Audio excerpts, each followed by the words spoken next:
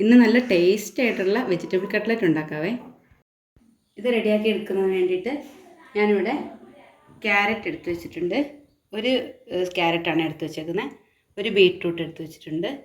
പിന്നെ കുറച്ച് മല്ലിച്ചപ്പ്, ഒരു 3 ഉരുളക്കിഴങ്ങ് പുഴുങ്ങി എടുത്ത് വെച്ചിട്ടുണ്ട്.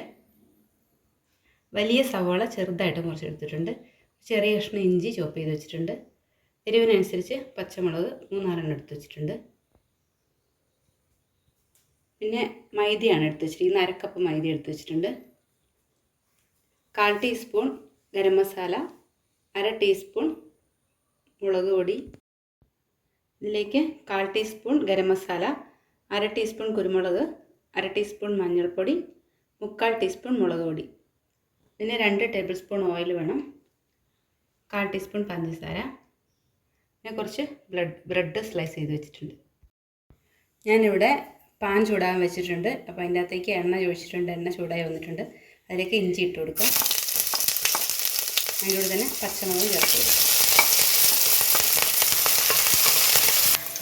പച്ചമുളക് ഒന്ന് വാടി വരുന്ന സമയത്ത് നമുക്ക് സവാള ഇട്ട് കൊടുക്കാം.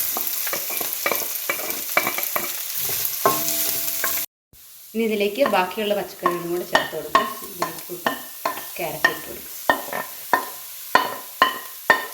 ബീൻസ്. ഇനി ഇതിലേക്ക് നമുക്ക് ഉപ്പിട്ട് കൊടുക്കാം. അതിനുശേഷം ഒരു 3-4 മിനിറ്റ് ഇളക്കി കൊടുക്കാം.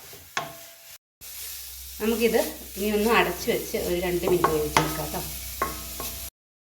ഇതിപ്പോൾ നന്നായിട്ടൊന്ന് കുക്കായി വന്നിട്ടുണ്ട്. നമുക്കിതിലേക്ക് പൊടികൾ ചേർത്ത് കൊടുക്കാം.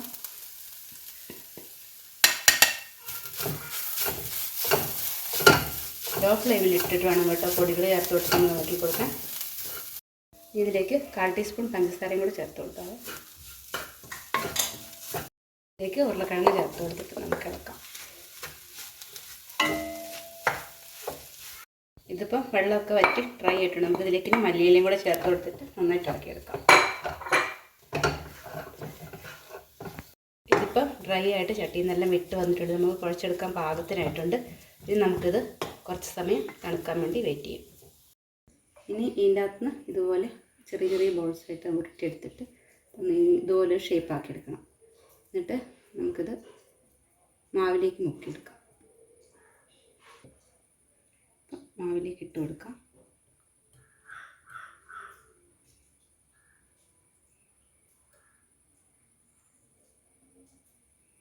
ഇനി ഇത് ബ്രെഡ് ക്രംസിലേക്ക് വെച്ചു.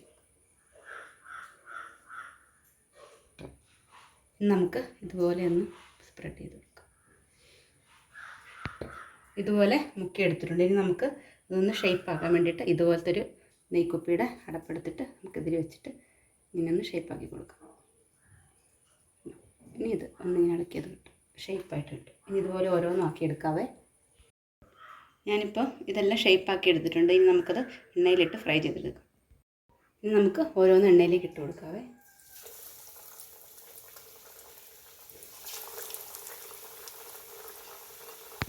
ഇതിപ്പോൾ ഒരു ഭാഗമായി വരുമ്പോൾ നമുക്കതുപോലെ മറിച്ചിട്ട് കൊടുത്തിട്ട് ഇനി അടുത്ത ഭാഗം വയ്ക്കും. ഞാനിപ്പോൾ ഇത് എല്ലാ എണ്ണയിൽ നിന്ന് കോരി വെച്ചിട്ടുണ്ട്.